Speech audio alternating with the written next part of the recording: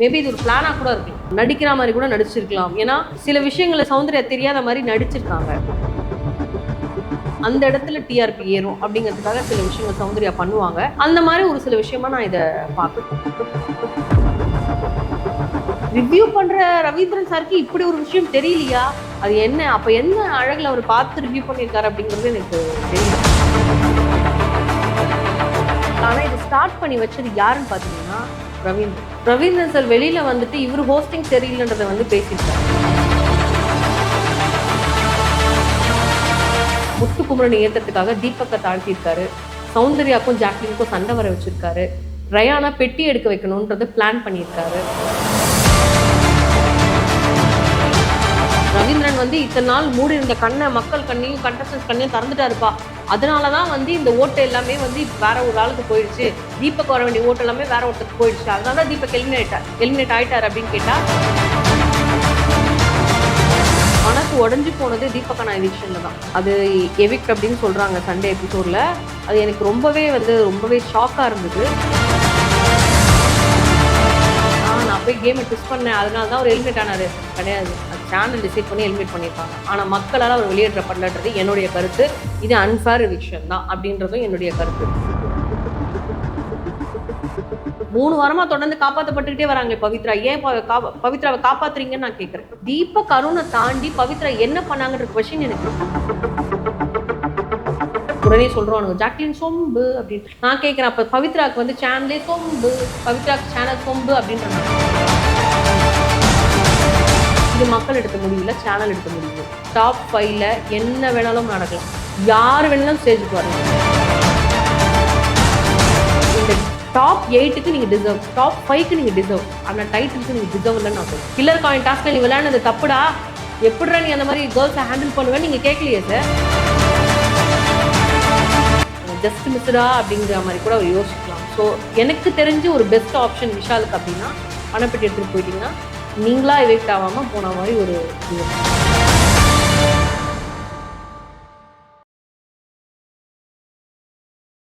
Hello all, welcome to Bigg Boss wishes Priya. வணக்கம் ma'am. So நம்ம Friday episode start ஆனதே பார்த்தீங்கன்னா, நம்ம தர்ஷாவுக்கும் ஜாக்லினுக்கும் ஒரு கான்வர்சேஷன் போகுது. அதில் என்ன கேட்குறாங்கன்னா, நான் வெளியில் போகும்போது 6 பேர் கொண்ட குழுவில் இருந்தேன், அதுக்கு அடுத்த வாரமே சௌந்தர்யாவுக்கு வர்ற கிளாப்ஸ் பார்த்துட்டு உங்களோட ஃப்ரெண்ட்ஷிப் வந்து மாறிடுச்சு அப்படின்ற கொஸ்டின்ஸ் அங்கே வைக்கிறாங்க. அதை எப்படி பார்க்குறீங்க? ஆக்சுவலாக தர்ஷா வந்து இந்த கேமை முழுமையாக புரிஞ்சிக்கலையோ அப்படிங்கிற மாதிரி எனக்கு தோணுச்சு. இப்போ அன்னைக்கு வந்து அவங்க கேட்ட கொஸ்டின்ஸ் எல்லாமே ரொம்ப பிளாஸ்டாக இருந்தது, ரொம்ப நல்லாவும் இருந்தது. ஆனால் இப்போ ஜாக்லின் விஷயன்றதுனால சொல்லலை, பொதுவாக ஒரு விஷயம் இருக்குது. என்ன அப்படின்னா, அந்த 2வது வாரமாக இருக்கட்டும் 3வது வாரமாக இருக்கட்டும் யாருமே ஜாக்லினை முழுமையாக நம்பலை. ஆனால் ஃபர்ஸ்ட் டேல இருந்தே சௌந்தர்யாவுக்கு வந்து ஜாக்லின் மேலே ஒரு ஃப்ரெண்ட்ஷிப் இருக்குது, அவங்களுக்குமே ஒரு ஃப்ரெண்ட்ஷிப் இருக்குது. ஆனால் ஜாக்லினோட ஃப்ரெண்ட்ஷிப்பை முழுமையாக சௌந்தர்யாவுமே நம்பலை. அப்போதைக்கு அவங்க சௌந்தர்யா கிட்ட மட்டும்தான் பேசிட்டு இருக்காங்க.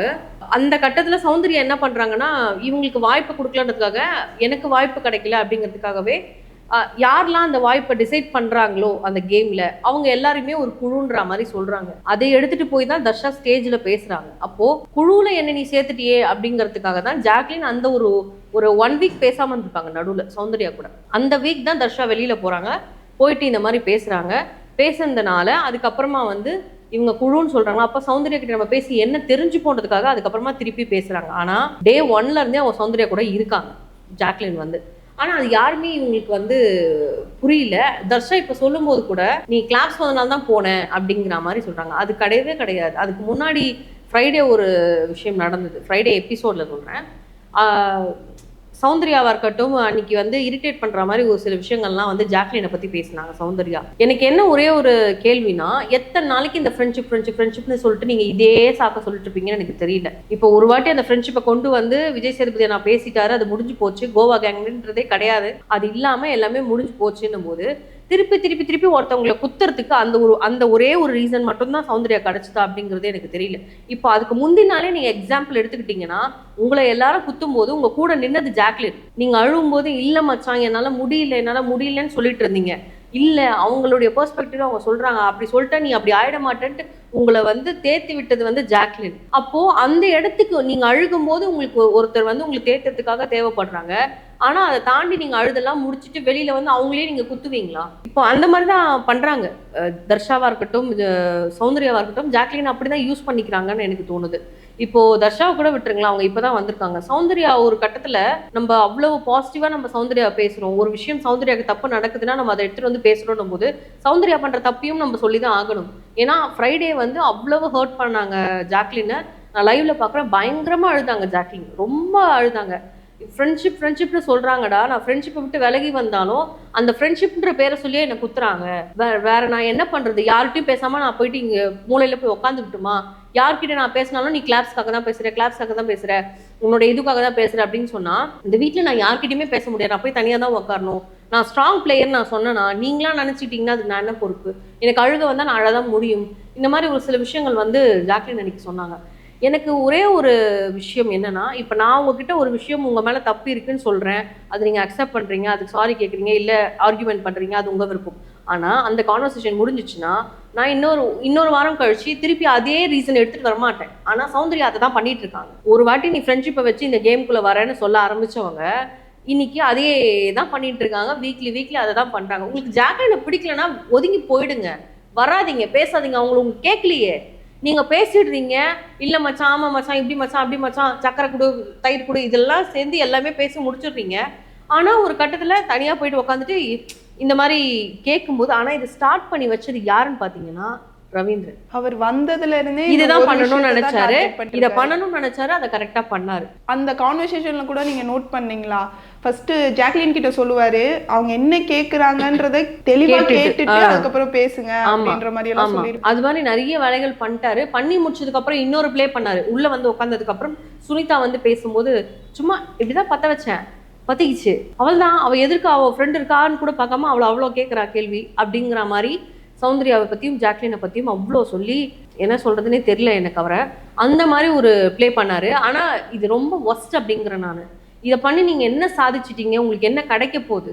அவரே தான் சொல்றாரு, ரீப்ளேஸ்ன்றது நடக்காது, எனக்கு தெரிஞ்சு நடக்கவே நடக்காது. 93 டிசர்வை விட்டுட்டு நாங்க போன 10-12 நாள் போனவங்களை வந்து எங்களை உள்ள போடுவாங்கன்னா அதுக்கு வந்து அது நடக்கிறதுக்கு வாய்ப்பே இல்லைன்னு அவர் தான் சொல்றாரு.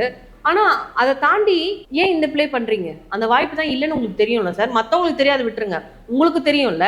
அப்ப ஏன் நீங்க அதை பிளே பண்றீங்க? ஏன் சண்டை மூட்டி விடுறீங்க? டாப் போயிட்டு இருந்துட்டு போட்டுமே, உங்களுக்கு என்ன பிரச்சனை இருக்கு? நீங்க அந்த இடத்துக்கு வரப்போறது இல்லைன்றது உங்களுக்கு தெரிஞ்சு போச்சு. அப்போ அந்த இடத்துக்கு நீங்க சண்டை போட்டா உங்களுக்காக சண்டை போட்டிருக்கணும். ஆனா இப்படி சண்டை போட்டு பிரிச்சு விட்டா ஓட்டு பிரியும், முத்துக்குமரனுக்கு ஓட்டு வரும் அப்படிங்கிறதுக்காக ரொம்ப சீப்பா பண்ணிட்டு இருக்காரு அவரு. ஒஸ்டா இருக்காது நிஜமாவே. இப்போ சேதுபதி இந்த எபிசோட் ஸ்டார்ட் பண்ணும்போதே சொல்லிட்டாரு, வன்மம் வெள்ளிக்கிழமை வரைக்கும் வன்மம் தொடர்ந்துகிட்டே இருந்தது அப்படின்ட்டு. அப்ப அந்த அளவுக்கு கொட்டிக்கிட்டே இருக்காங்க குடவுன் மாதிரி.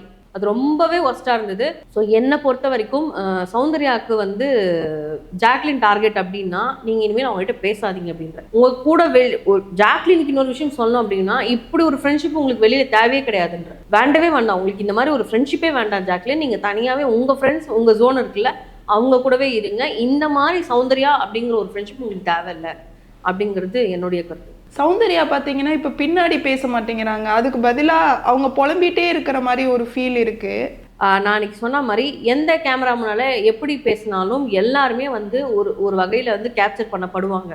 அந்த மாதிரி வந்து அவங்க யார்கிட்டையுமே நான் சொல்லலைப்பா, ஆனால் நான் சொல்கிறேன்ப்பா அப்படிங்கிற மாதிரி டைரெக்டாக மக்கள்கிட்ட அதை கொண்டு போய் சேர்க்குற மாதிரி வந்து அவங்க கேமரா முன்னால் பேசிகிட்டு இருக்கிறது வந்து அவங்க புலம்பிகிட்டே இருக்கிறது கேமரா கேப்சர் பண்ணி நம்மளுக்கு காட்டுது. ஸோ அவங்களுடைய விஷயம் நம்மளுக்கு இது வந்து தெரிஞ்சிடணும்.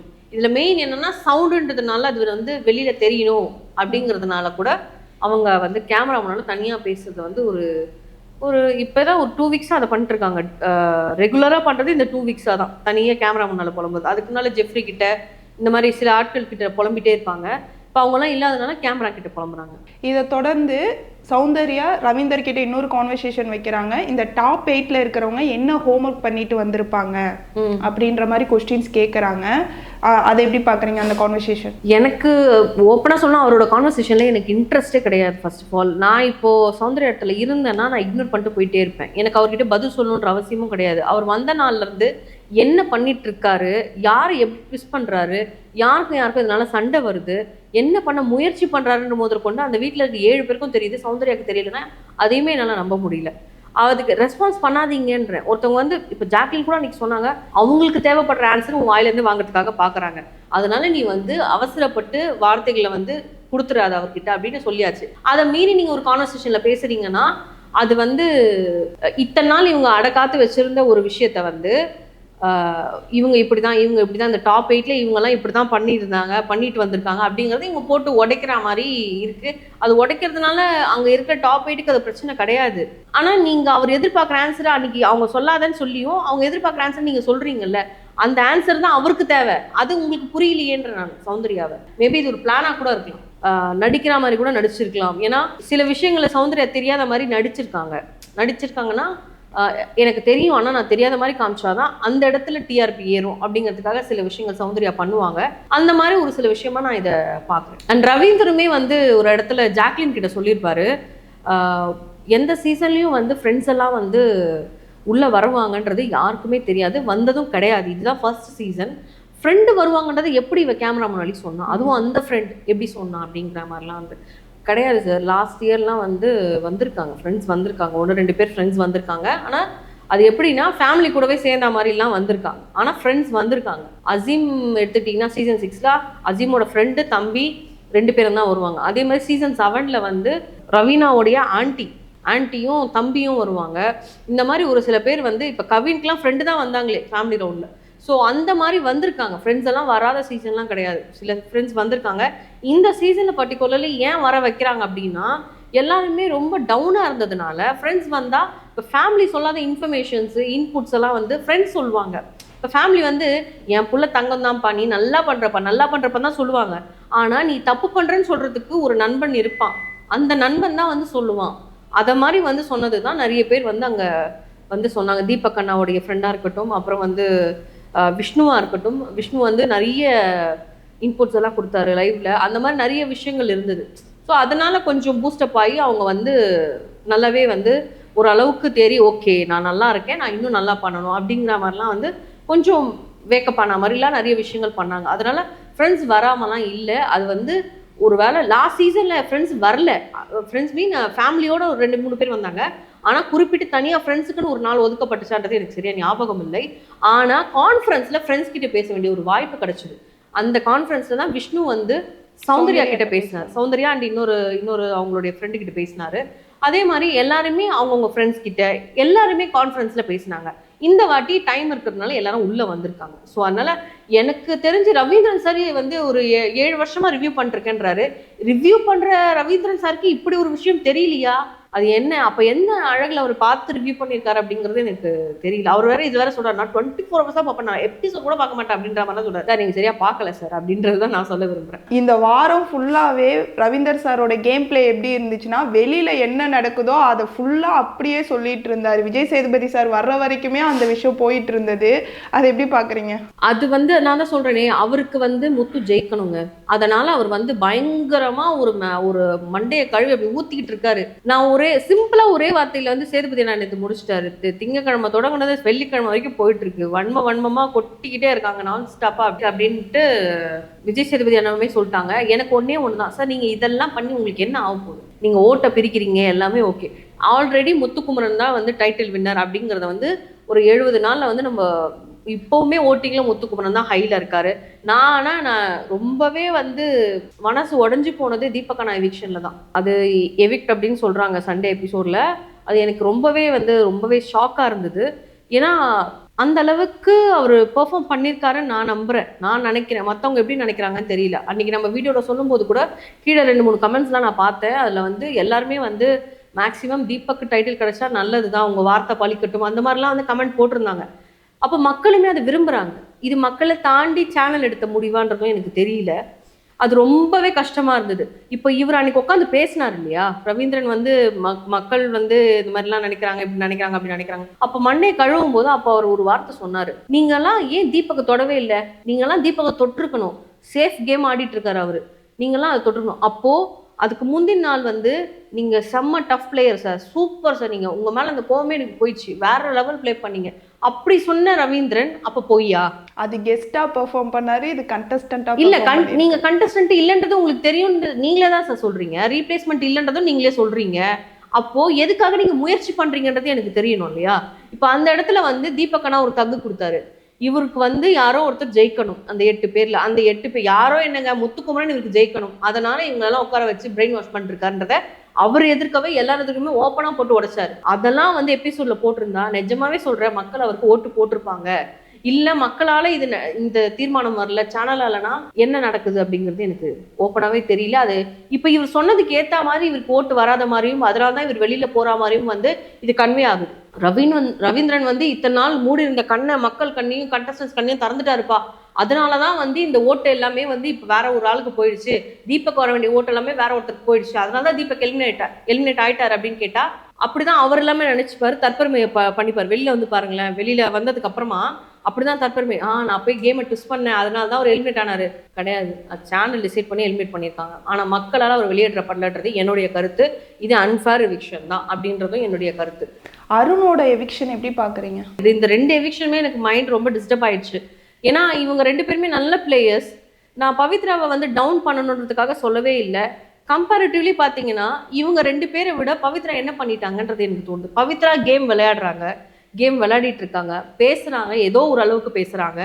அந்த செங்கல் டாஸ்கா இருக்கட்டும், ஏஞ்சல் டாஸ்கா இருக்கட்டும், இதுல ஒரு அளவுக்கு தெரிஞ்சாங்க. அதை தாண்டி பவித்ரா எந்த எஃபர்ட்டும் போட்டா மாதிரி எனக்கு தெரியல. ஆனா நீங்க கம்பேர் பண்ணி பாருங்க, பவித்ராவும் நல்ல பிளேயர் தான், அருணும் நல்ல பிளேயர் தான், தீபக்கும் நல்ல பிளேயர் தான். ஆனா தீபக் அருணை தாண்டி பவித்ரா என்ன பண்ணாங்கன்ற கொஸ்டின் எனக்கு இருக்கு. போன வாரம் மஞ்சரியும் அப்படிதான் பண்ணாங்க. இவங்க எல்லாம் இப்ப வெளியில போறாங்களே, இந்த 3 பேரும் போயிருக்காங்களே, இவங்க எல்லாமே டாப் 5ல வர வேண்டிய கண்டஸ்டன்ஸ். ஆனா ஏன் இப்ப விஷால வச்சிருக்காங்கன்னா அதுக்கு என்கிட்ட ஒரு ரீசன் இருக்கு. தர்ஷிகா உள்ள வரணும், தர்ஷிகா உள்ள வந்து விஷால வந்து ஏதாவது கேட்கணும் அப்படிங்கிற ஒரு டிஆர்பிக்காக விஷால வச்சிருக்காங்க. விஷால மிட் வீக்ல கூட எவிக்ஷன் பண்ணுவாங்க, இல்ல பணப்பட்டி வச்சு கூட தூக்கிடுவாங்கன்னு வச்சுக்கோங்களேன். பவித்ரா என்ன ரீசனுக்காக இருக்காங்கன்றது எனக்கு தெரியல. இது வந்து எதை நோக்கி இந்த டிசிஷன் போயிட்டு இருக்கு அப்படிங்கிறது எனக்கு தெரியல. ஆனா அன்ஃபேர் எவிக்ஷன் வந்து சேதுபதி அண்ணா ஒரு எக்ஸ்பிளனேஷன் கொடுத்தாரு. சேதுபதி அண்ணா அன்ஃபேர் சொல்றீங்களே, மக்கள் ஓட்டு போடாதனால தான் நீங்க வெளியில வரீங்க, உங்களுக்கு ஓட்டு குறைவா இருக்கிறதுனால தான், உங்களுக்கு ஓட்டு போட விருப்பம் இல்லை அப்படின்றத வந்து மக்கள் தெரிவிக்கிறதுனால தான் நீங்க வெளியில வரீங்க அப்படிங்கிறாங்க. ஆனா இந்த ஷோ பேசஸ்ல பாத்தீங்கன்னா பொதுவா இவர் சொல்ற வார்த்தை சாதாரண மக்களுக்கு புரியும். பட் இதை இன்ஸ்டன்ட் உள்ள எடுத்து நம்ம பார்க்குற விஷயங்கள், நம்ம ஆராய்ச்சி பண்ணி பேசுற விஷயங்கள்னால நான் ஓப்பனா சொல்றேன், இது மக்கள் எடுத்த முடிவு இல்லை, சேனல் எடுத்த முடிவு. சேனல் இப்போ வந்து சேனல் இவர் சொன்னா கேட்கும், சேனல் சொல்றது இவர் கேட்கணும், இது ஒரு அக்ரிமெண்ட். இப்போ சேனல் வந்து இல்லை சார் தீபக் தான் சேவிக்கலாம், இப்போ அந்த இடத்துல சேதுபதி நான் கேட்டாலுமே இல்லை சார் அவர் தான் அப்படின்ட்டுருவாங்க, அவ்வளோதான். இப்போ சேதுபதி நான் ஒரு எவிக்ஷன் பண்ணாதீங்கன்னு சொன்னாலும் அது சேனல் கேட்டுக்கும். இந்த மாதிரி ஒரு சில விஷயங்கள்லாம் வந்து நடக்குது. ஆனா மக்கள் மேல பழிய போடாதீங்கன்றது என்னுடைய கருத்து. மக்கள் ஓட்டு போடாதனாலதான் அவங்க வெளியில போறாங்கன்னா அதை நான் ஒத்துக்கவே மாட்டேன். இப்போ அன்அஃபிஷியலே நீங்க பாத்தீங்கன்னா தீபக் அண்ணா 5th பிளேஸ்ல இருந்தாரு, இவங்க வந்து அதுக்கு 5th பிளேஸ் இருக்காரு, 6th அருண் இருக்காரு, அருணுக்கு கீழே பவித்ரா இருக்காங்க. இப்போ மக்கள் கையில தான் இருக்குன்னா பவித்ரா எலிமினேட் ஆயிருக்கணும்ல. 3 வாரமா தொடர்ந்து காப்பாற்றப்பட்டுக்கிட்டே வராங்க பவித்ரா, ஏன் பவித்ராவை காப்பாத்துறீங்கன்னு நான் கேட்கறேன். ஆரம்பத்திலேயே சொன்ன மாதிரிதான் சேனல்ல வந்து எப்பயுமே ஒரு பீஸ்க்கு வந்து டாப் 5ல ஒன்று கூட்டு போறேன்ற ஒரு வாக்கு கொடுத்துருப்பாங்க. அந்த ஒரு பீஸா நான் பவித்ராவை பார்க்குறேன், அந்த ஒரு ஆளா நான் பவித்ராவை பார்க்குறேன். அதனாலதான் வந்து அவங்க ரொம்பவே வந்து அதுக்காக ஒரு டிசர்விங் கண்டஸ்டன்ஸ்லாம் வெளில அனுப்புறாங்களோ அப்படிங்கிறது எனக்கு இந்த வாட்டி நிஜமாவே சரி ஓகே. டஃப்பாக இருந்தாலும் என்ன சொல்றது, டாப் 6ஆ கூட வச்சு கூட ஃபினாலே கொண்டு போவாங்க. ஒரு டைம் 5th சீசன்ல அப்படி பண்ணியிருக்காங்கன்னு நினைக்கிறேன். ஸோ அந்த மாதிரி கொண்டு போயிட்டு கூட அட்லீஸ்ட் அந்த 106 days அங்கே இருக்காங்களே அப்படிங்கிற ஒரு அவங்களுக்கு ஒரு மன திருப்தி இருக்கும். அதை தாண்டி நம்ம 106 நாள் அந்த வீட்டில் இருந்துட்டோம், இது போதும், ஃபினாலே கிடைக்கலன்னா ஐ மீன் வின்னர் ஆகலைனாலும் பரவாயில்ல, ஆனால் நம்ம ஓரளவுக்கு அந்த 106 நாள் ரீச் பண்ணிட்டோன்ற அந்த ஒரு இது இருக்குமே, அது வந்து நான் நிஜமாவே அருண் தீபக்லாம் போவாங்கன்னு நான் நினைக்கவே இல்லை. அது எனக்கு ரொம்பவே நேற்றுலேருந்து ரொம்பவே டிஸ்டர்பிங்காக இருந்தது. அவ்வளோ மெசேஜஸ் அன்ஃபேர் அவ்வளோ மெசேஜ். கன்ஃபார்ம் இன்ஃபர்மேஷன் வாங்குறதுக்குள்ளே எனக்கு அவ்வளோ டிஎம்ஸ் பண்ணாங்க, அவ்வளோ பேர் கேட்குறாங்க. இது ஆமாம் தீபக் தான் போட்டதுக்கு அப்புறம் ஏன்னா எல்லாருக்கும் என்னால் போயிட்டு ரிப்ளை பண்ண முடியல, அவ்வளோ மெசேஜ் வருது. அதனால தான் என்னோட ஸ்டோரியிலே போட்டேன் தீபக் நான் எவிக்ட் அப்படின்ற மாதிரி. அதை பார்த்துட்டு நிறைய பேர் மெசேஜ் திருப்பியும் அன்ஃபேர் எவிக்ஷன் பேராகிராஃபாக உங்களுக்கு கூட நான் எடுத்து காட்டுறேன், அவ்வளோ பேராகிராஃபாக எனக்கு அனுப்புகிறாங்க. அப்போ அந்த அளவுக்கு மக்கள் விரும்புகிறாங்க. எனக்கு அனுப்பிச்ச 10 பேர் மட்டும் இதை பண்ணலை. இதை தாண்டி நிறைய மீம்ஸ் பேஜஸ் யாரெல்லாம் அந்த போஸ்ட் போடுறாங்களோ அவங்க அவ்வளோ கீழே 1500 200 1200 அந்த மாதிரி 2000 கமெண்ட்ஸ், இந்த மாதிரி நிறைய கமெண்ட்ஸ் வருது. எதனால அது எல்லாமே ஓப்பன் பண்ணி பார்த்தா அன்ஃபேர். அப்போ இவ்வளோ மக்கள் ரசிக்கிறாங்கன்னும் போது நீங்க அந்த ஒருத்தரை வெளியில அனுப்புறீங்கன்னா இந்த ஒருத்தர் அதுக்கு தகுதியானவங்களை வச்சுக்கிட்டு அனுப்பிச்சா கூட பரவாயில்லன்னு சொன்னாப்பா. அது கூட நான் ஏத்துப்பேன். இப்போ ஈக்குவலா இருக்காங்க, அருண், தீபக், பவித்ரா, விஷால் இவங்க எல்லாரும் ஈக்குவலா இருக்காங்க அப்படின்ற பட்சத்துல உங்களுக்கு குழப்பமா இருக்கு, சரி அதனால அனுப்புறீங்கன்னா கூட மனசார ஏத்துப்போம். ஆனா இவங்களை விட இவங்க என்ன விளையாடிட்டாங்கன்றது தான் என்னுடைய கேள்வி. அவங்க விளையாடவே இல்லைன்றதையும் நான் சொல்லவே மாட்டேன், அவங்க விளையாடி இருக்காங்க. ஆனா இவங்க அளவுக்கு அவங்க விளையாடல, அதுதான் என்னுடைய கருத்து. ஸோ அந்த வகையில பார்க்கும்போது பவித்ரா இந்த இடத்துல இருக்கிறதுக்கு ஒரு ரீசன் இருக்கலாம். ஒன்று டாப் 5ல சேனலுக்கு வாக்கு கொடுத்து வச்சிருக்கலாம், இல்லைன்னா பணப்பெட்டி எடுக்கிறதுக்காக அவங்க இருந்திருக்கலாம். மேபி பணப்பெட்டி இந்த வாரமே நடந்திருக்கணும், நடக்கல. நாளைக்கு வந்து பணப்பெட்டி லான்ச் ஆகிடும். ஸோ லான்ச் ஆனதும் நாளையிலேருந்து அதுக்கான ப்ராசஸ் போகும். அந்த மிட் வீக்கில் அவங்க எவிக்ட் ஆவாங்க. ஸோ டாப் 6 தான் அவங்க நினச்ச மாதிரி போவாங்கன்றது என்னுடைய கணிப்பு. அப்படி இல்லைன்னா மிட் வீக் எவிக்ஷன் ஒன்று, பணப்பெட்டி ஒன்று, அப்படி முடிச்சுடுவாங்க. ஏன்னா அனதர் வீக் இப்போ இந்த டே வந்து நெக்ஸ்ட் வீக் வந்து ஃபினாலே. ஸோ அதில் ஃபினாலேல 5 பேர் தான் இருக்கணுன்ற பட்சத்தில் வெள்ளிக்கிழமை மிட் வீக் எவிக்ஷன் வச்சுட்டு புதன்கிழமை பணப்பெட்டி எடுக்கிற மாதிரி இருக்கும் அப்படிங்கிறது என்னுடைய கருத்து. ஸோ என்னை பொறுத்த வரைக்கும் இது மிகப்பெரிய ஒரு அன்ஃபேர் எவிக்ஷன் தான். இது சேதுபதி நான் ஃபேர்னு சொன்னால் நான் ஒத்துக்கவே மாட்டேன். இது ஃபேர் கிடையாதுன்றது சேதுபதி எனக்குமே தெரியும், ஆனால் அது சொல்ல முடியாது. அதே மாதிரி விஜய் சேதுபதி சார் ஒரு கொஸ்டின் கேட்டிருப்பாரு ஹவுஸ்மேட் கிட்ட, இந்த எக்ஸ் கண்டஸ்டன்ட்ஸ் எல்லாம் எதுக்காக வந்திருக்காங்க அப்படின்ற மாதிரி கேட்டிருப்பாரு. அந்த இதை எப்படி பார்க்குறீங்க? ஆமாம், சௌந்தர்யாவை தான் கேட்டார். எக்ஸ் கண்டஸ்டன்ஸ்லாம் எதுக்காக வந்திருக்காங்க சௌந்தர்யா உங்களுக்கு தெரியுமா அப்படின்ற மாதிரி கேட்டார். சௌந்தர்யா வந்து தெரில சார் அப்படின்னாங்க. இப்போ பாருங்க வந்து சாச்சனா பதில் சொல்லுவாங்க பாருங்க அதுக்கு அப்படின்ட்டு சொன்ன உடனே சாச்சனாவை எழுப்பி சொல்லுங்க சாச்சனா எதுக்காக வந்திருக்கீங்க நீங்களாம் அப்படின்ட்டு. நாங்களாம் வந்து கொஞ்சம் டிசர்விங்னு நாங்கள் நினச்சி நாங்களாம் விளையாட்டுலேருந்து பாதி போயிட்டோம், அதனால வந்து அவங்க வந்து விளையாடினா நல்லா இருக்கும்ன்றதை வந்து ஃபீல் பண்ணி எங்களெல்லாம் உள்ளே கூப்பிட்டுருக்காரு அப்படிங்கிறது நாங்கள் நினைக்கிறோம் அப்படின்ற நினைக்கிறீங்களா? ஆமாம் சார். அதாவது என்னன்னா நீ வந்து நீ தான் பெஸ்ட்டுன்னு நினச்சி நீ பேசினாங்க. உங்கள் 8 பேர் தானா, உங்கள் 8 பேர் தானே, ஆமாம் அப்படின்ற மாதிரிலாம் வந்து நீ ரவீந்திரன் சார்ட்ட நீ என்ன வார்த்தை சொன்ன? டிசர்விங்னு மக்கள் நினைக்கிறாங்க நம்மளை, அவங்களுக்கு பதிலாக நீங்கள் இருக்கலாம், அதனால தான் நம்மளை சூஸ் பண்ணி அனுப்பிச்சிருக்காங்க. நீங்கள் வேணா பாருங்க, சத்யாவுக்கு அப்புறமா எவிக்ட் ஆனவங்க யாராவது வந்தாங்களா? சத்யாலாம் வந்தாரா? நம்ம வந்து வந்திருக்கோம்னா அதுக்கான ரீசன் என்னன்னா நம்மலாம் வந்து இதுக்கு டிசர்விங்னு மக்கள் நினைக்கிறாங்க, அண்ட் இவங்களுக்கு பதிலாக நம்மலாம் இருக்கணும்னு மக்கள் ஆசைப்படுறாங்கன்றதெல்லாம் சொன்ன பத்தியா டேப்பர் ஒரு ரீல் அப்படிங்கிற மாதிரி இருந்தது. அதை தான் வந்து இவர் கேட்டு வந்து கிளாரிஃபை பண்ணிட்ட மாதிரி இருந்தது. ஆனால் சரியா பங்கமாக கலாச்சாரம் நேற்று அது வேற லெவல்ல இருந்தது. அது ஒரு வார்த்தையும் நோட் பண்ணி கலாய்க்கும் போது அப்பா. ஏன்னா இப்போ பொண்ணு எக்ஸ் கண்டஸ்டன்ட் ஆயிடுச்சு, அதனால என்ன வேணாலும் கலாய்க்கலாம். கண்டஸ்டண்டா இருக்கும்போது ஓட்டு வரணுன்ற ஒரு பயம் இருக்கும், இது எக்ஸ் கண்டஸ்டன்ஸ் தானே அப்படின்றதுனால அது பயங்கரமாவே கலாய்ச்சாரு. ஆனால் எனக்கு என்ன ஒரு விஷயம் அப்படின்னா, கலாய்க்கிறத தாண்டி தயவு செஞ்சு ஒரு மெச்சூர்டான ஒரு அட்வைஸ் கொடுங்க சார் அந்த பொண்ணுக்கு அப்படிங்கிறது எனக்கு தோணுது. ஏன்னா இந்த எபிசோட் நடந்துட்டு இருக்கும் போதே ஒரு சில விஷயங்கள் நடக்குது, அதனால வந்து இந்த கைத்தட்டலா இருக்கட்டும் அதெல்லாம் கிண்டல் பண்றதெல்லாம் வந்து ரொம்பவே வந்து கேவலமா இருந்துச்சு. அதெல்லாமே இப்போ உன்னுடைய பாடி லாங்குவேஜ் யாராவது கிண்டல் பண்ணா நீ எப்படி ஏத்துக்க மாட்டல? இப்போ அந்த மாதிரி தானே அவங்களுக்கும் இருக்கும். எடுத்த உடனே ஒரு கொஸ்டின் கேட்குறாரு, பிஆர் செட் பண்ணிட்டு வர்றதுலாம் வந்து அவ்வளோ ஒன்றும் தப்பு கிடையாது, அதையும் தாண்டி அந்த வீட்டில் ஒரு விஷயம் பண்ணணும். எக்ஸாக்ட் நான் சொன்ன வார்த்தை அது. நான் அதை இங்கே பதிவு பண்ணுறதுல எனக்கு கொஞ்சம் பெருமையாகவே இருக்குன்னு நான் சொன்னேன். ஏன்னா பிஆரை தாண்டி அந்த வீட்டில் ஏதாவது ஒரு விஷயம் பண்ணாதான் அந்த வீட்டில் வந்து சஸ்டெயின் ஆகி வர முடியும். 1 வீக் பண்ணலாம், 2 வீக் பண்ணலாம், 3ஆவது வீக் அவங்க பிஆர்ஸ்க்கே வந்து இவன் எதுவுமே பண்ண மாட்டான் அப்படின்ற ஒரு வெறுப்பு வரும். பிஆர் மீன்ஸ் ப்ரமோஷன் தான், வேற எதுவும் ரொம்ப பெரிய ஒரு விஷயம்லாம் கிடையாது. அதை வந்து சௌந்தர்யாவே சொல்கிறாங்க, நான் ப்ரமோஷன் பண்ண சொல்லி என் ஃப்ரெண்ட்ஸ் கிட்ட நான் வந்து என்னுடைய ஃபோட்டோஸ் வீடியோஸ்லாம் நான் கொடுத்துட்டு வந்தேன் அப்படிங்கிறது அவங்களே சொல்கிறாங்க. அதான் அதர் லாங்குவேஜஸ்லாம் பார்த்தீங்கன்னா பிஆர் எல்லாம் உள்ளே இருக்கக்கூடாது, நீ பிஆர் செட் பண்ணிட்டு தான் வரணும், உனக்கு கூட ஒரு ப்ரமோஷன் இருக்கணும், உன்னுடைய ஃபேஸை காமிச்சு நாங்கள் உனக்காக இவ்வளோ ஸ்பான்சர் பேசி இவ்வளோ பைசா பேசி ஒரு நாளைக்கு இவ்வளோ பைசான்னு உனக்கு பேசுகிறோன்னும் போது நீ வந்து எங்களுக்கான மார்க்கெட்டிங் நீ கொடுத்தா தானே நாங்கள் வந்து இது பண்ண முடியுன்றதுக்காகவே பிஆர் எல்லாம் ஃபிக்ஸ் பண்ணிட்டு தான் வராங்க. ஆனால் இந்த தமிழ் பிக் பாஸில் பிஆர் ஃபிக்ஸ் பண்ணுறது வந்து அவ்வளோ பெரிய விஷயமா இருக்குது, பிஆர் அவ்வளோ பெருசாக பேசுகிறாங்க. அது ஜஸ்ட் வந்து ப்ரமோஷன் தான், நீ உள்ள இருக்கணுன்றதுக்காக நீ பண்ணிக்கிற ப்ரமோஷன். இப்போ ஃபேன்ஸ் எல்லாம் ஒருத்தருக்கு ப்ரமோஷன் பண்ணுறாங்கன்னா அதை தாண்டி இருக்கிற கண்டஸ்டன்ஸ்க்கு ஒரு ப்ரமோஷன் தேவைன்னும் போது அது யூஸ் பண்ணிக்கிறாங்க, அது ஒன்றும் தப்பு கிடையாது என்னை பொறுத்த வரைக்கும். அப்படின்னா எல்லாருமே தானே பிஆர் செட் பண்ணியிருக்காங்க. அதனால நேற்று சேதுபதி நான் சொல்லும்போது அது ஸ்லிப்பர் ஷாட்டாக இருந்தது, சுனிதாக்கும் சரி சாச்சனாக்கும் சரி. அந்த விஷயம் வந்து சொல்லும்போது இவங்க வர கை தட்டிட்டாங்க சூப்பர் அப்படின்ற மாதிரி. அதை புரிஞ்சுக்கிட்டாங்க. சாச்சனா சுனிதாட்ட போட்டு கொடுத்துட்டாங்க. நீங்க பேசியிருந்தீங்கல்ல அப்போ அவர் சொன்னார்ல அதனால பண்ணாங்க அப்படின்னும் போது இதுதான் நீ, இதனால தான் நீ நெகட்டிவா தெரியுது. அவர் ஒரு கொஸ்டின் கேட்டாரு, நீங்க வந்து இந்த கேம் எப்படி விளையாடுனா, நான் ரொம்ப பயந்துட்டே விளையாடினேன் சார். ஏம்மா பயந்துட்டே விளையாடினேன்? இல்ல நம்ம ஏதாவது ஒன்று பண்ணிட்டு போயிடுறோம், வெளியில வந்து நீ பண்றது தானே வந்து வெளியில, அப்ப அப்படித்தானே உன்னை நினைப்பாங்க. இப்ப கூட பாரு என்ன பண்ணி நீ கை தட்டின, அது வேற மாதிரி தானே இருக்கு கேவலமா. அப்போ உன்னை அப்படிதான் காட்ட முடியும். நீ என்ன பண்றியோ அதுதான் தெரியும். நீ கண்ணாடி முன்னாடி போய் நின்று என்ன பெர்ஃபார்ம் பண்றியோ அதுதான் வெளியில வரும். அந்த மாதிரி தான் சாட்சினா வந்து பண்ணிட்டு இருக்காங்க. அண்ட் சுனிதா ஒரு விஷயம் சொன்னாங்க, இதை நான் சொல்லியே ஆகணும். சுனிதா என்ன சொன்னாங்கன்னா, பிஆர் வச்சுக்கிறது எனக்கு பிரச்சனை இல்லை, ஆனால் அந்த பிஆர் வந்து ஒருத்தவங்களை ஏற்றி வச்சுட்டு அவங்க யாருக்காக பண்ணுறாங்களோ அவங்கள ஏற்றி வச்சுட்டு மற்ற கண்டஸ்டன்ஸை வந்து மட்டம் தட்டுறது, டவுன் பண்ணி போஸ்ட் போடுறது, இந்த மாதிரி போடுறது வந்து அஃபெக்ட் ஆகுது, எனக்கு பர்சனலாக அஃபெக்ட் ஆகிருக்கு அப்படிங்கிறாங்க. நான் ஒரே ஒரு விஷயம் சுனிதா கிட்ட கேட்குறேன். ஏன் சுனிதா, அந்த வீக் நீங்கள் வந்து சௌந்தர்யாவை வந்து செல்லம், பட்டு, தங்கம், வைரம் அப்படின்னு நீங்கள் கொஞ்சினதுனால உங்களை வந்து டவுனாக போட்டுட்டு சௌந்தர்யாவோட பியர் சௌந்தர்யாவை மேலே போட்டாங்களா? எனக்கு அது ஒரு பெரிய கொஸ்டின். நீங்கள் அந்த வீக்கில் சௌந்தர்யாவை பற்றி ஏதாவது தப்பாக பேசியிருப்பீங்க, பின்னாடி பேசியிருப்பீங்க, அவள் இப்படி அவள் அப்படின்னு பேசியிருப்பீங்க.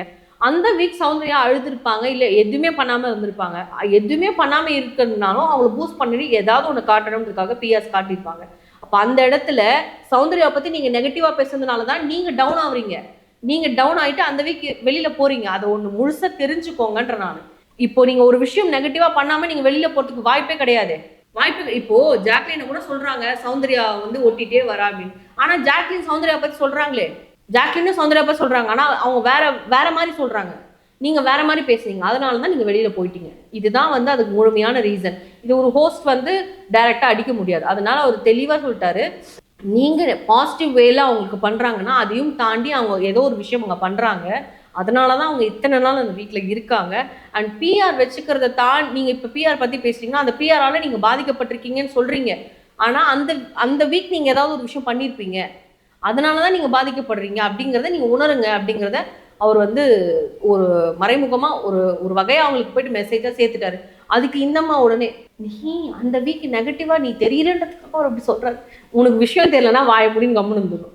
ஏதாவது அவர் பேசுகிறாரு, நம்ம ஏதாவது சொல்லணும், நம்ம இப்போ எது சொன்னாலும் சுனிதா கேட்குதுன்றதுக்காக பேசக்கூடாது. எனக்கு அது செம்ம காண்டு. அதுக்கப்புறமா அவர் வந்து குத்தாரு பாருங்க ஒரு தகு. சாட்சனா சொன்ன மாதிரி நான் சொல்லலை, நான் வேற மாதிரி சொன்னேன். சாட்சனா சொன்ன அந்த விஷயத்த நீங்க எடுத்துக்காதீங்க அப்படிங்கிற மாதிரி ஒரு தகு கொடுத்தாரு. இதுதான் சாட்சனா உன்னை வெளியில நெகட்டிவா காட்டுதுன்னு நான் சொல்றேன். சுனிதாக்கு ஏதோ ஒரு விஷயத்துல அது புரியாம கூட இருந்திருக்கலாம். அவங்க இருக்கிற வன்மத்துல எல்லாத்தையும் கொட்டிருக்கலாம், எல்லாமே ஓகே. இப்போ இங்க ஸ்டேஜ்ன்றதுனால அது வேற மாதிரி மாத்தி பேசியிருக்கலாம், எல்லாமே ஓகே. அவர் கொடுக்குற இன்புட்டை இவங்களுக்கு புரிஞ்சிச்சு. நீ ஏன் நடுவுல வந்து வேற ஒரு இன்புட்டை சொல்லி இதுதான் அவர் சொன்னாருன்னு ஏன் நீ பதிய வைக்கிற? அப்படி பண்ணாது. இதுதான் நீ கண்டஸ்டன்ஸ்குள்ள பண்ணிட்டு இருந்த. நிறைய கண்டஸ்டன்ஸ்குள்ள சண்டை வந்ததுக்கான காரணமே இதுதான். மேக்சிமம் வந்து அவங்க இப்படிதான் ஜாக்லின் இப்படிதான், சௌந்தர்யா இப்படிதான், இப்படி சொல்லி தான் நீ வெளில போயிட்ட. இப்போ வந்தோம் அந்த வேலை தான் பார்க்குற. அது வந்து ரொம்ப சீப்பாக ஒஸ்ட்டாக கேவலமாக இருக்கும். அதே மாதிரி நம்ம விஜய் சேதுபதி சார் விஷாலுக்கு ஒரு அட்வைஸ் கொடுத்துருந்தாங்க, அதை நோட்டீஸ் பண்ணீங்களா? ஆமாம். லவ்ன்ற விஷயம்லாம் அது உங்களோட பர்சனல், அதை வந்து நீங்க யாருக்கும் பதில் சொல்ல வேண்டிய அவசியம் இல்லை. அவங்க சொல்ற விஷயத்த வந்து ரொம்ப டீப்பா எடுத்துக்காதீங்க. ஏன்னா அவரு காலையிலேருந்து அந்த விஷயங்களை எல்லாரும் சொல்லி அவர் வந்து அழுதார். நானுமே அதை சொல்லியிருந்தேன். விஷாலையே வந்து கதற விட்டாங்க, அழுக விட்டுட்டாங்க அப்படின்ட்டு. அண்ட் தர்ஷிகாவுமே வெளியில இருந்து எதை ஒரு விஷயத்த நினைச்சு அந்த போஸ்ட் போட்டாங்கன்னு நம்மளுக்கு தெரியாது. நான் என்னோட விஷயத்த டீல் பண்ணிக்கிறேன், நீங்க யாருமே அதை பத்தி பேசிக்காதீங்கன்ற மாதிரி ஒரு விஷயத்த போட்டிருந்தாங்க. அண்டு விஷாலுக்கு இவர் சொன்ன அட்வைஸ் வந்து விஷால் கொஞ்சம் பூஸ்ட் ஆன மாதிரி இருந்துச்சு. இல்லை, எனக்கு என்ன டவுட்னா, இப்போ பர்சனல்னா நீங்கள் மீடியாவுக்கு எடுத்துகிட்டு வந்திருக்க கூடாது இல்லையா? இப்போது சௌந்தர்யா ஆகட்டும் ஜாக் ஆகட்டும் ஒரு சண்டை போடுறாங்கன்னா அது அவங்களோட பர்சனல். அப்போ எல்லாமே பர்சனல் அப்படியே வச்சிடலாம்ல. அதை இவரும் அட்ரஸ் பண்ண வேண்டிய அவசியம் இருந்திருக்காது இல்லையா? கரெக்ட். ஆனால் இப்போது லவ்ன்றது பர்சனலு. அதுக்கு ஒரு கேம்குள்ளே வந்ததுக்கப்புறம் அந்த லவ் வருது அப்படின்னா அது வந்து நம்ம மீடியா அது வந்து பர்சனல் கிடையாது அப்படின்றத நம்ம சொல்லலாம். ஆனால் இவங்க வந்து என்ன சொன்னாங்கன்னா, இப்போ நான் விஷாலை உயர்த்தி பேசலை, அதை ஓப்பனாக சொல்லிக்கிறேன். விஷால் பண்ணது தப்பு தான், இப்போவும் தப்பு தான், அதை அடித்து சொல்கிறேன். ஆனால் இவங்க சாட்சினா வந்து ஒரு வேர்டு சொன்னாங்கல்ல, you are not a lover boy, now you are playboy அப்படின்னு சொன்னாங்கல்ல. அந்த பிளே பாய்ன்றது வந்து பெரிய வார்த்தை அப்படிங்கிறத விஷால் அன்னைக்கே சொன்னார். அப்போ அந்த வார்த்தைகளை தாண்டி அந்த விஷயத்தை தாண்டி அந்த வார்த்தை அவர் மனசுக்குள்ள ரொம்ப போய் குத்திருச்சு. குத்துறதுனால தான் அவர் அழுக ஆரம்பிச்சார். அப்போ எல்லாருமே வந்து கொஞ்சம் கன்சோல் பண்ணாங்க. அப்போ வந்து ஜாக்லின் கூட சொன்னாங்க, அப்படிலாம் இருக்காதுடா, நீ அந்த மாதிரி நம்பாத, தர்ஷி இதெல்லாம் வந்து இந்த மாதிரிலாம் நினச்சிருக்க மாட்டா, அவள் வந்து ரொம்ப பிரேவான கேர்ள், அவள் வந்து நல்லா பேசுவா, நீ வேணா பாரு அப்படிங்கிறதெல்லாம் வந்து அவங்க கொஞ்சம் மோட்டிவேட் பண்ணி எடுத்துகிட்டு வந்துட்டாங்க. ஆனால் உள்ள ஒரு யோசனை டீப்பாக போய் அடிக்குதுன்னா அது பர்சனலாக ஹிட் ஆகுது, விஷயம் ஹிட் ஆகலை, சொன்ன வார்த்தை வந்து ரொம்ப ஹிட் ஆகுது. அதனால அவர் வந்து அந்த மாதிரி ஃபீல் பண்ணி அழுதாரு அப்படிங்கிறத நான் நினைக்கிறேன். அந்த விஷயத்துக்காக அவர் ஃபீல் பண்ணுறது வந்து அவர் தர்ஷிகா கிட்ட முழுமையாக ஃபீல் பண்ணி சாரி கேட்டால் அது ஓகே. ஆனால் இவ்வளோ பேர் வந்து சொன்னதுக்கப்புறம் தான் அவர் கேமரா முன்னாடி சாரி கேட்டார். தர்ஷிகா, நான் இந்த மாதிரி பண்ணியிருக்கேன், அது ரொம்ப சாரி, மெயினாக உன்னை விட உங்கள் அம்மாவுக்கு நான் ரொம்ப சாரி சொல்லிக்கிறேன், இந்த மாதிரி விஷயங்கள் தான் சொன்னார். அண்ட் வந்து சத்யாவையும் அப்போ கூட அசின் சத்யாவை ரொம்ப மிஸ் பண்ணதாக வந்து கேமரா முன்னாடி சொன்னார். அது அசின் கூட எடுத்து ஸ்டேட்டஸ்லலாம் போட்டிருந்தாங்க அவங்களுடைய இன்ஸ்டா ஸ்டோரி. அதில் அசின்னா சாரி தப்பாக நினச்சிக்காதீங்க, அன்ஷிதா அவங்க இன்ஸ்டா ஸ்டோரியெல்லாம் போட்டு இது பண்ணியிருந்தாங்க, என்ன கவலைப்படாத அந்த மாதிரிலாம் போட்டிருந்தாங்க.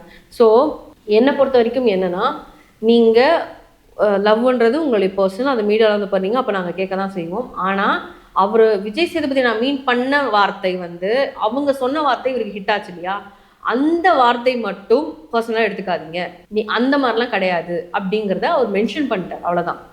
அதை தாண்டி அந்த லவ்வர்ஸ் விஷயங்கள்லாம் அவங்க டிஆர்பி, அதுக்காக அவங்க என்ன வேணாலும் பேசிக்கிட்டோம், அதெல்லாம் அவங்களுடைய விருப்பம். ஆனால் பர்டிகுலர் அந்த வார்த்தை வந்து உங்களுக்கு ஹிட் ஆயிருக்கு. ஸோ அந்த வார்த்தையில் நீங்கள் அந்த மாதிரி ஆள் நீங்கள் கிடையாதுன்றத ஒரே வார்த்தையில் அவர் முடிச்சிட்டார். நீங்கள் ரொம்ப டீப்பாக எடுத்துக்காதீங்க, அந்த மாதிரிலாம் இங்கே ஒன்றும் போகல அப்படிங்கிறது. ஏன்னா அந்த ஒரு வார்த்தையை சொன்னது அந்த பொண்ணு மட்டும்தான், சாச்சனா மட்டும்தான் அந்த ஒரு வார்த்தையை சொல்லுச்சு. நான் கூட நீ சொன்ன ஸ்லிப்பர் ஷாட் கொடுத்தது சாச்சனா அப்படின்னு சொல்லிட்டு அந்த சைட்லேருந்து நம்ம யோசிக்கிற மாதிரி விஷால் சைட்லேருந்து யோசிக்கணும்னா விஷயத்தை தாண்டி அந்த ஒரு வார்த்தை அவர் கிட்ட இருக்குல்ல, அதனால தானே இவர் சொல்கிறாரு அப்படிங்கிற மாதிரி எனக்கு புரிஞ்சுது நேற்று. அதே மாதிரி பார்த்தீங்கன்னா நம்ம ரவீந்தர் சார் கிட்டேயும் ஒரு கொஸ்டின் கேட்டிருப்பாரு, என்னை பற்றி வெளியில் என்ன நினைக்கிறாங்கன்னு சொல்லுங்கள் சார் அப்படின்னாரு. அதை எப்படி பார்க்குறீங்க? ஆமாம், கரெக்ட். அது வந்து அவர் கேட்டதுக்கான ரெண்டு ரீசன் இருக்குது. ஒன்று வந்து என்னன்றதை முழுமையாக தெரிஞ்சுக்கணுன்றதுக்காக. இன்னொன்று என்னென்னா, நான் நேற்று தான் கேள்விப்பட்டேன் அந்த எபிசோடுக்கு அப்புறம் 2-3 பேர் வந்து ஸ்டோரிலாம் போட்டிருந்தாங்க. ஸ்டோரி மீன்ஸ் இந்த மீம்ஸ் பேஜ்லலாம் போட்டிருந்தாங்க. ரவீந்திரன் சார் வெளியில் வந்துட்டு இவர் ஹோஸ்டிங் சரியில்லைன்றதை வந்து பேசியிருக்காரு. இந்த மாதிரி இவரோட ஹோஸ்டிங் சரியில்லை, ரொம்ப இதுவாக இருக்குது அப்படிங்கிறத வந்து பேசினதாகவும், அந்த ஆடியோலாம் வந்து இருக்குது அப்படிங்கிற மாதிரிலாம் வந்து யாருக்குன்னா வேணா போய் பாருங்கள், அந்த மாதிரிலாம் வந்து போஸ்ட் வந்துருந்தது நேற்று. அப்போது அந்த மாதிரி பேசிட்டு இப்போ என்ன பேசுவீங்க அவர்கிட்ட, என்ன பதில் சொல்வீங்க? அவர் அந்த மீனிங்கில் கேட்டாரான்றது எனக்கு ஒரு டவுட்டாக இருந்தது. ஆனால் இவர் அழகாக அதை கட் பண்ணிட்டு வேறு மாதிரி போயிட்டார். ரவீந்திரன் சார் வந்து முழுமையாக அதை சொல்லாமல் அவர் எப்படி தெரிகிறாருன்றது எதையுமே சொல்லாமல் கட் பண்ணிட்டு வேறு மாதிரி ட்ராக்ல போயிட்டு வேற எதோ பேசி அது வேற எங்கேயோ போய் முடிஞ்சிருச்சு. ஆனால் கேட்ட கொஸ்டின் வந்து என்னை பற்றி வெளியில் என்ன பேசிக்கிறாங்க அப்படிங்கிறத வந்து சேதுபதி அண்ணா வந்து கேட்டார், எனக்கும் சொல்லுங்க அப்படிங்கிறத. அதை முழுமையாக சொல்லாத காரணம் ஒரு வேளை பயந்துட்டாரோ அப்படிங்கிற மாதிரிலாம் எனக்கு தோணுச்சு. ஏன்னா அந்த மாதிரி பேசியிருக்காரு, அதனால பயந்துருப்பார் போல இருக்குது அப்படிங்கிறது. அந்த ஆடியோ கிடச்சதுன்னா எனக்கு நல்லாயிருக்கும், இன்னும் எக்ஸ்பிளைன் பண்ணி நான் சூப்பராக பேசியிருப்பேன். பட் மீம்ஸ் வச்சு நான் சொல்கிறேன், அவர் ஏதோ பேசியிருக்கார் இவரை பற்றி, ஹோஸ்டிங் சரியில்லையா இல்லை ஹோஸ்ட் சரியில்லையா, அதை எதை பற்றி அது மாதிரி பேசியிருக்காரு அப்படிங்கிறது டீட்டெயிலாக தெரியாது. ஆனால் இவர் ஏதோ பேசியிருக்காரு, அதனால தான் அந்த எக்ஸ்ப்ளனேஷனை அவர் தரலையோ, எல்லாருக்கும் ரிவ்யூ கொடுத்தவர் ஏன் ஹோஸ்ட்டுக்கு ரிவ்யூ தரல அப்படிங்கிற மாதிரி எனக்கு தோணுச்சு. அண்டு ஒரு ரிவ்யூவராக எல்லா சைடுமே அவர் பார்க்கணும், எல்லா சைடுமே பார்த்து பேசணும்.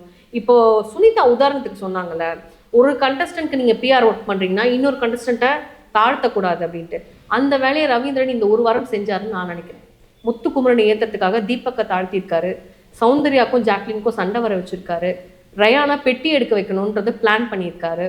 இந்த விஷயத்தில் முழுமையாக ஒரு மூளையையும் ஒரு ஆளையும் வந்து உட்காந்து பேச வைக்க முடியாத ஒரே ஆள் அருண் வந்து எந்த கான்வர்சேஷன்லையுமே உட்காந்து நான் பார்க்கல, லைவ்லேயும் சரி எபிசோட்லேயும் சரி. எபிசோடில் கூட எல்லாரும் இருக்கும்போது அந்த இடத்துல இருப்பாரே தவிர்த்து தனியாக ஒரு ஆடாக அவர் மாட்டினது நான் பார்க்கவே இல்லை. ஆனால் அந்த மாதிரி நிறைய 7 பேருமே மாட்டியிருக்காங்க, அதை நான் பார்த்தேன். ஸோ அந்த இடத்துல கரெக்டாக கிளாரிஃபையாக நல்லா எக்ஸ்ப்ளனேஷன் நேற்று அருணுமே கொடுத்தாரு, அது ரொம்பவே சூப்பராக இருந்தது. அந்த மாதிரி இருக்கிற ஆளை வெளில அனுப்பும்போது அது எனக்கு கொஞ்சம் கஷ்டமாக இருந்தது. ஸோ இந்த மாதிரி வேலையெல்லாம் பார்த்தால் உங்கள் கூடவே இருக்காங்க சுனிதா அப்படிங்கிறதையும் எனக்கு சொல்லணும்னு தோணுச்சு. அதெல்லாம் பார்த்தவர் தான் வந்து ரவீந்திரன் சார். அவருக்கு முத்து ஜெயிக்கணுன்றதுக்காக யார் வேணாலும் தாழ்த்தி பேசுகிறாரு, யார் கேம் வேணாலும் வந்து அடிக்கிற மாதிரி இருக்குது அப்படின்னு சொல்கிறாரு. ஆனால் முத்துக்கு ஒரு அட்வைஸ் கொடுக்கணும் அப்படின்னா என்ன தெரியுமா சொல்கிறாரு, நீ வார்த்தைகள் வந்து ரொம்ப இதுவாக இருக்குது, ஒரு வாரம் நீ சரியாக விளையாடலை, ஒரு வாரம் வந்து நீ அந்த இன்புட்ஸ் எடுத்துக்கிற ஆனால் பேச மாட்டேங்கிற. சார் இதெல்லாம் அவங்க பண்ண தப்பு கிடையாது, இதெல்லாம் அவங்க வந்து பிரதிபலிக்கிறாங்க. ஆனால் அவங்க என்ன தப்பு பண்ணியிருக்காங்கன்ற மற்றவங்களுக்கு சொன்ன மாதிரி நீங்கள் ஏன் முத்துக்குமரனுக்கு சொல்லலைன்றது என்னோட கேள்வி. முத்துக்குமரனுக்கு நீ தப்பு பண்ணியிருக்கடான்னு ஒரு விஷயத்தை அடிச்சு ஏதாவது ஒரு விஷயத்த சொன்னீங்களா சார்? சொல்லவே இல்லையே. கில்லர் காயின் டாஸ்க்ல நீ விளையாடுனது தப்புடா, எப்படிடா நீ அந்த மாதிரி கேர்ள்ஸை ஹேண்டில் பண்ணுவேன்னு நீங்கள் கேட்கலையே சார். ஆனால் வந்து இவங்களை ஜாக்லினை சொல்கிறீங்களே, நீங்கள் எல்லாம் ஏன் வந்து தீபக்கை தொடவே இல்லைன்னு ஏன் நீங்கள் சொல்கிறீங்களே, தீபக் வந்து நல்ல ஏதோ சேஃப் கேம் விளையாட்டுருக்காருன்னு சொல்கிறீங்களே, அந்த சேஃப் கேம் ஏன் முத்துக்குமரன் விளையாடுறாருன்னு சொல்ல மாட்டீங்க? முத்துக்குமரன் கிட்ட அந்த கேள்வி கேட்டிங்களா? தீபக் சேஃப் கேம் விளையாடுறது உனக்கு தெரியுதான்ட்டு? இல்லையே, கேட்கலையே. ஆனால் முத்துக்குமரன் உட்கார வச்சு மற்றவங்களெல்லாம் கேட்குறீங்க. இது எப்படி இருக்குன்னா, ஒரு பேரண்ட்டு தன்னுடைய பிள்ளைய உட்கார வச்சு மற்ற ஸ்டூடெண்ட்ஸ்லாம் குறை சொல்கிற மாதிரி இருக்குது. அப்படி தான் அவர் பண்ணிட்டுருக்காரு. அது வந்து ஓகே, இந்த வாரம் ஃபுல்லாக அப்படியே கொட்டி கொட்டி கொட்டி கொட்டி தீர்த்துட்டாரு. இப்போ நான் கூட அன்றைக்கி சொன்னேன், இவருக்கு பதிலாக இவர் வினர் ஆக்கினா என்ன பண்ணுவீங்க? கடைசியில் அவரே வெளில தூக்கிட்டாங்க. சந்தோஷம், நான் இல்லைன்னு சொல்ல. ஆனால் இப்போவும் சொல்கிறேன், டாப் 5ல் என்ன வேணாலும் நடக்கலாம். யார் வேணாலும் ஸ்டேஜுக்கு வரலாம். நான் பேரை சொல்லவே விரும்பல. யார் வேணாலும் ஸ்டேஜுக்கு வரலாம். ஆனால் அப்படி ஒரு கப் வந்து முத்துக்குமரனுக்கு கிடைக்குது அப்படின்னா நான் சொல்கிறேன், Muthukumaran you are not deserving அப்படின்னு நான் சொல்கிறேன். ஏன்னா இந்த வீட்டில் மைண்ட் கேம் இருக்குது, ஹெல்த் கேம் இருக்குது, ஃபிசிக்கல் கேம் இருக்குது, என்டர்டெயின்மெண்ட் இருக்குது, டேலண்ட் இருக்குது, எல்லாமே இருக்குது. அது நிறைஞ்சது தான் பிக் பாஸ். இதை இவர் எப்படி ஹேண்டில் பண்ணாருன்னா, முத்துக்குமரனுக்கு வந்து ஒரு அட்வைஸ் கொடுக்கணும் அப்படின்னா, முத்துக்குமரன் கிட்ட இருக்க ஒரு குறைய சொல்லணும் அப்படின்னா, நான் ஓப்பனாக சொல்லணும்னா, முத்துக்குமரன் ஃபிசிக்கலி நீங்கள் ரொம்பவே வந்து அரகண்ட்டாக விளையாடுனீங்க. முத்துக்குமரன் நீங்கள் மென்டலி எல்லாருமே மென்டல் டவுன் பண்ணி விளையாடி இருக்கீங்க. முத்துக்குமரன் மற்றவங்களோட எமோஷனலில் விளையாடி இருக்கீங்க. எமோஷனை அவங்க டவுன் பண்ணணும்னு நினச்சி பிளான் போட்டிருக்கீங்க, டவுன் பண்ணியிருக்கீங்க. முத்துக்குமரன் உங்கள் வார்த்தையால் நிறைய பேரை குத்திருக்கீங்க. இந்த மாதிரி தான் நீங்கள் கேம் விளையாடிருக்கீங்க. ஸோ இந்த மாதிரி தான் நீங்கள் இந்த டாப் 8க்கு வந்திருக்கீங்க. நீங்கள் டாப் 1ல் டிசர்விங்னு சொல்லி உங்களுக்கு கப்பை கொடுக்குறாங்கன்னா இந்த 4த்தையுமே நீங்கள் உங்கள் மைண்டில் வச்சுக்கோங்க. இப்படி விளையாடி தான் இந்த கப்பை நீங்கள் வாங்கியிருக்கீங்க. என்னால் நான் வந்து இப்படி தான் என்னால் ஓப்பன் அப் ஆகி நான் சொல்ல முடியும். ஏன்னா முத்துக்குமரன் எனக்கு பர்சனலாக தெரிஞ்சாலும், பர்சனலாக அவரை பற்றி எங்களுக்கு தெரியும் அப்படின்னாலும் ரொம்ப பர்சனலாக கிடையாதுங்க. அவங்க அப்பா அம்மாலாம் யாருன்னு கூட நான் பார்த்தது கிடையாது. அன்றைக்கி வீட்டுக்கு வரும்போது தான் நான் பார்த்தேன். ஆனால் நான் பேசியிருக்கேன், அவ்வளோதான், சிம்பிள். எனக்கு பர்சனலாக எனக்கு பிடிச்சவங்களுக்காக நான் பிஆர் பண்ணியிருக்கலாம். ஆனால் எனக்கு அப்படி பண்ணணுன்ற அவசியமே கிடையாது. அவர் கேம் எனக்கு தெரிஞ்சு சரி இல்லைன்னு நான் சொல்கிறேன். ஜாக்லின் அளவுக்கு ஓப்பனா முத்துக்குமரன் யார்கிட்டயும் பேசுறது இல்லைங்க. மூஞ்சலாச்ச மாதிரி ஜாக்லின் அளவுக்கு அவர் பேசுறதே கிடையாது. அவருக்கு ஒரு விஷயம் தேவைன்னா அந்த விஷயத்தை நடத்திக்கணும் அப்படின்னா அதுக்கேற்ற மாதிரி மாறிக்கக்கூடிய ஆள் தான் முத்துக்குமரன். அவருக்கு ஒரு விஷயம் ஆப்போசிட்ல நின்று அவர் குறை சொல்லணும் அப்படின்னா அப்படி எடுத்து சொல்வாரு. ஆனா அந்த சைட போய் நின்று அந்த சைடு இருக்கிற ஆளுங்களுடைய கருத்தை கேட்டுப்பாரு. ஆனா அந்த மாதிரி பேச மாட்டாரு. இது ஆனந்தி ஒரு இடத்துல சொல்லியிருப்பாங்க, எந்த வீக்குன்னு எனக்கு சரியா ஞாபகம் இல்லை. ஆனந்தி என்ன சொல்லியிருப்பாங்கன்னா, முத்துக்குமரன் உங்களுக்கு தேவையான கருத்தை பேசணும்னு நினைக்கிறீங்களே தவிர்த்து அடுத்தவங்க சைடில் என்ன நடக்குதுன்றது கேட்கவே மாட்டேங்கிறீங்க. ஜாக்லினும் ஒரு இடத்துல சொல்லியிருக்காங்க, நீ சொல்ற கருத்தை நாங்கள் ஏற்றுக்கிற மாதிரி அந்த சைட்ல இருந்து நாங்கள் சொல்ற கருத்தையும் நீ ஏற்றுக்கணும். அப்படி ஏற்றுக்கிட்டாதான் நீ டிசர்விங் கண்டஸ்டன்ட். நீ ஏற்றுக்க மாட்டேன், நான் இப்படி தான், ஒன்றுமே இல்லைங்க. ஒரு ரூல் போட்டாங்கங்க, ஒரு டான்ஸ் ஆடிட்டு தான் நீங்கள் அங்கே போகணும் அப்படின்னு சொன்னாங்க, கோட்டை தாண்டி. அதை உங்களால் பண்ண முடிஞ்சுதா? டிசர்விங் கண்டஸ்டன்ட்னா பண்ணியிருப்பாங்கன்னு நான் சொல்கிறேன். ஆர்கியூமெண்ட் பண்ணியிருக்க மாட்டாங்க உங்களுக்காக. சரி, எங்களுக்காக நீங்கள் அவ்வளோ டாஸ்க் பண்ணுறீங்க, சரி உங்களுக்காக நாங்கள் பண்ணுறோம், ஏதோ ஆர்கியூமெண்ட்லாம் பண்ணோம், சரி ஓகே ஒத்துக்குறோங்க நாங்கள் பண்ணுறோன்னு ஒத்துக்கிட்டு இருந்திருப்பாங்க. அந்த அளவுக்கு கூட ஒரு என்ன சொல்கிறது, ஒரு கன்சோல் இல்லை அப்படின்னா இந்த பிளேயர்லாம் வந்து எதுக்கு இருக்காங்க அப்படிங்கிற மாதிரிலாம் எனக்கு தோணுச்சு. அவ்வளோ இதுவாக தோணுச்சு. அதை தாண்டி நீங்கள் பேசுகிற ஒரு வார்த்தைக்காகவும் நீங்கள் பேசுகிற அந்த ஸ்லாங்லேயே நீங்கள் உண்மையானவர்ப்பா, இவர் சொன்னால் எதாவது உண்மையாக இருக்கும் அப்படின்ற அளவுக்கு மக்களை நம்ப வச்சுருக்கீங்கன்னா நீங்கள் செம்ம ஆக்டர் நான் சொல்கிறேன். ஆனால் இவ்வளோ பண்ண நீங்கள் ஏன் ஹோஸ்ட் கிட்ட ரோஸ்ட் வாங்குனீங்க? எதுக்காக வாங்குனீங்க? ஏதோ ஒரு விஷயம் நீங்கள் தப்பு பண்ணுறீங்கன்னு தானே வாங்குனீங்க. அப்போ எல்லார மாதிரியும் நீங்களும் தப்பு பண்ணுறீங்களா? அது ஏன் ஒத்துக்க மாட்டீங்க? அதுக்கு ஒத்துக்காமல் வைக்கிறதுக்கு ஒரு கூட்டம் இருக்குது. ரவீந்திரன் அப்படிங்கிற ஒரு ரவீந்திரனை தாண்டி அங்கே ஒரு 4-5 பேர் இருக்காங்க. அவங்களுக்கு வந்து முத்துக்குமரன் ஜெயிக்கணும். சிவகுமாராக இருக்கட்டும், ரவீந்திரனாக இருக்கட்டும், ரியாவாக இருக்கட்டும், வர்ஷினியாக இருக்கட்டும், இவங்களுக்குலாம் முத்துக்குமரன் ஜெயிக்கணும். ஸோ அதுக்காக நேற்று சௌந்தர்யா ஒரு பாயிண்ட் சூப்பராக சொன்னாங்க, யார் வின்னருன்னு தெரிஞ்சு வந்திருக்கவங்களை பார்த்துருக்கேன் சார், இவங்க தான் வின்னர்னு ஃபிக்ஸ் பண்ணி இவங்களை வின்னர் ஆக்கிடணும்னு வந்தவங்கள நான் பார்க்குறேன் சார் அப்படிங்கிற மாதிரி ஒரு வார்த்தை சொன்னாங்க. எக்ஸாக்ட்லி, அவர் எப்படியாவது வின்னர் ஆக்கிடணுன்றதுக்காகவே நேற்று அப்படியே புரட்டி போட்டு இந்த வாரம் ஃபுல்லாக புரட்டிட்டு இருந்தாங்க அப்படின்ற மாதிரி தான் எனக்கு இருந்துச்சு.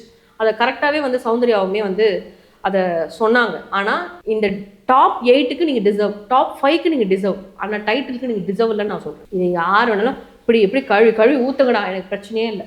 நீங்கள் யார் டிசர்விங்னு நினைக்கிறீங்க? எனக்கு தெரிஞ்சு ஜாக்லின் டைட்டிலுக்கு டிசர்விங். சௌந்தர்யாவை நான் சொல்லவே மாட்டேன். Jacqueline deserving. அண்டு அதை தாண்டி எனக்கு யாருமே இப்போ யோசனை வரலங்க. அப்படி தாண்டி முத்துக்குமரன் கொடுக்குறாங்கன்னா கொடுத்துட்டோம், எனக்கு அதை பற்றி பிரச்சனையே கிடையாது. ஆனால் என்னுடைய மனசில் யார் டிசர்விங்கிறத நான் சொல்கிறேன். ஜாக்லின். உடனே சொல்கிறோம் ஜாக்லின் சொம்பு அப்படின்னு. நான் கேட்குறேன், அப்போ பவித்ராக்கு வந்து சேனலே சொம்பு, பவித்ராக்கு சேனல் சொம்பு அப்படின்ற நான். இந்த வாரம் வீட்டுக்குள்ளே இருக்கிற X8 கண்டஸ்டண்ட்டை தவிர்த்து வெளியிலேருந்து வேற யாரும் வர்றதுக்கு வாய்ப்பு இருக்கா? அதை பற்றின அப்டேட் எதுவும் இருக்கா? இருக்குது. இப்போ சாச்சு நான் வந்து வளர்னாங்கல்ல 8 பேர் தான் நம்ம மட்டும் தான் எஸ் அப்படின்னாங்களே. இல்லை, 8 பேர் வராங்க. 8 பேர்ல ஆல்மோஸ்ட் 5 பேர் கன்ஃபார்ம்டு. ஸோ எனக்கு தெரிஞ்சு தர்ஷிகா வருவாங்க, சத்யா வருவார். ஏன்னா தர்ஷிகா விஷாலை வந்து கேட்கணும். ஏன்னா விஷால் அவ்வளோ ஹார்ஷாக கேட்பாங்களா அப்படிங்கிறது எனக்கு தெரியல. ஏன்னா இப்போ விஷால் மேலே எப்படி ஆயிடுச்சுன்னா கோவத்தை தாண்டி ஒரு பாவம் வந்துருச்சு. விஷாலை பார்த்த உடனே ஒரு போன வாரம் எடுத்துக்கிட்டிங்கன்னா கூட ஒரு பாவமான ஓட்டுகள் தான் நிறைய வந்திருக்கும். ஸோ அந்த மாதிரி பாவம் ஆயிடுச்சு விஷாலை. இப்போ நானே வந்து விஷால் அப்படின்னு விஷால் அப்படி சொல்ல ஆரம்பிச்சிட்டேன். அந்த மாதிரி ஒரு அவர் மேலே ஒரு கன்சர்ன் வந்திருக்கும். அதனால வந்து ஹார்ஷாக கேட்கலனாலும் ஏதோ ஒரு வகையில் ஹேண்டில் பண்ணுறதுக்காக தர்ஷிகா வராங்க அப்படிங்கிற மாதிரி ஒரு தாட். அண்ட் அர்ணவுக்காகவே சத்யாவும் ஜெஃப்ரியும் வருவாங்க, கன்ஃபார்மாக வருவாங்க. அது அப்புறம் வந்து அதை தாண்டி யார் வருவாங்கன்னா ஆர்ஜே ஆனந்தி வரத்துக்கு வாய்ப்பு இருக்குது. ரஞ்சித் சார் கண்டிப்பாக வந்து அவரை மிஸ் பண்ணுவாங்களாம். ஸோ எனக்கு தெரிஞ்சு இந்த 5 பேரும் வரத்துக்கு மேக்ஸிமம் வாய்ப்பு இருக்குது. மேபி இன்னொரு 3 பேர் வந்து இந்த மிட் வீக்கில் அப்படி வருவாங்க. பொங்கல் செலிப்ரேஷன் அப்போது மஞ்சரி, ராணவ், அன்ஷிதா இவங்கெல்லாம் வந்து பொங்கல் செலிப்ரேஷன் அப்போது வருவாங்க அப்படிங்கிற மாதிரி ஒரு இது. அண்டு ஏன் இவங்க 5 பேர் ஃபர்ஸ்ட் அப்படின்னா அந்த 8 பேர் முன்னாடி போகிறதுக்குள்ளே யார் யார் கூடலாம் இவங்களுக்கு இதுவோ அப்போ தான் அவங்களுக்குள்ளே மோதிக்கும். அதனால கண்டிப்பாக வந்து சத்யாவும் ஜெஃப்பும் வந்து அர்ணவை கேள்வி கேட்கறதுக்காகவே அவங்க வந்து வருவாங்க. மண்டேலே அடிச்சு உட்கார் அப்படின்ற மாதிரி பண்ணுவாங்க அப்படிங்கிற மாதிரி எனக்கு தோணுது. ஸோ அதனால ஃபர்ஸ்ட் இவங்களை அனுப்புகிறாங்க, தென் அதுக்கப்புறம் ஒருத்தராக வருவாங்க அப்படிங்கிற மாதிரி. ஆல்மோஸ்ட் வந்து இந்த வாரம் மணி பாக்ஸ் லான்ச் பண்ணுவாங்கன்னு நினைக்கிறேன். அது யார் எடுப்பாங்கன்னு நினைக்கிறீங்க? Queen of Vijay TV Pavithra எடுக்க வாய்ப்பு இருக்குது. ஏன்னா அதுக்காக தான் அவங்கள வச்சுருக்காங்கன்ற மாதிரி எனக்கு தோணுது. இல்லைம்மா நீ அதுக்கும் நீ வந்து இது இல்லை, நீ வந்து டாப் 5 தான்மா, நான் உங்களை ஏற்றி விட்றேம்மா அப்படின்னா விஷால் எடுப்பார். ஏன்னா விஷாலுக்கு வந்து ஃபினான்ஷியலி அவர் கொஞ்சம் இன்னுமே வந்து பூஸ்ட் ஆகணும் அப்படின்றத வந்து அவர் இந்த சீசனில் நிறைய வாட்டி சொல்லியிருக்காரு. என் ஃபேமிலி நான் தான் பார்க்கணும் அப்படிங்கிறது. ஸோ அவருக்கு அந்த மணி பாக்ஸ் எடுத்தாருன்னா அது அவருக்கு பயங்கர இதுவாக இருக்கும். இப்போவே அவர் மண்டேல என்ன ஓட்டிருக்கோம்னா சண்டே நம்ம தான் எவிக்ட் ஆகும் அப்படிங்கிற மாதிரிலாம் ஓடிட்டு இருந்திருக்கும். பட் அது வேற மாதிரி போனதுனால ஜஸ்ட் மிஸ்டா அப்படிங்கிற மாதிரி கூட அவர் யோசிக்கலாம். ஸோ எனக்கு தெரிஞ்சு ஒரு பெஸ்ட் ஆப்ஷன் விஷாலுக்கு அப்படின்னா பணப்பெட்டி எடுத்துகிட்டு போயிட்டீங்கன்னா நீங்களா எவிக்ட் ஆகாமல் போன மாதிரி ஒரு இது இருக்கும். அதனால வந்து அவர் கிளம்பிடுவார் பணப்பெட்டி எடுத்துட்டு அப்படின்னு தோணுது. இவங்க 2 பேர் மேலே தான் எனக்கு டவுட். மிச்சம் இருக்க யாருமே பணப்பெட்டி எடுக்க மாட்டாங்க, அது கன்ஃபார்மாக எனக்கு தெரியும். இவங்க 2 பேர் மேலே ஒரு டவுட். வீட்டுக்குள்ளே என்ன நடக்குதுன்னு பார்த்துட்டு தொடர்ந்து பேசலாம். தேங்க்யூ.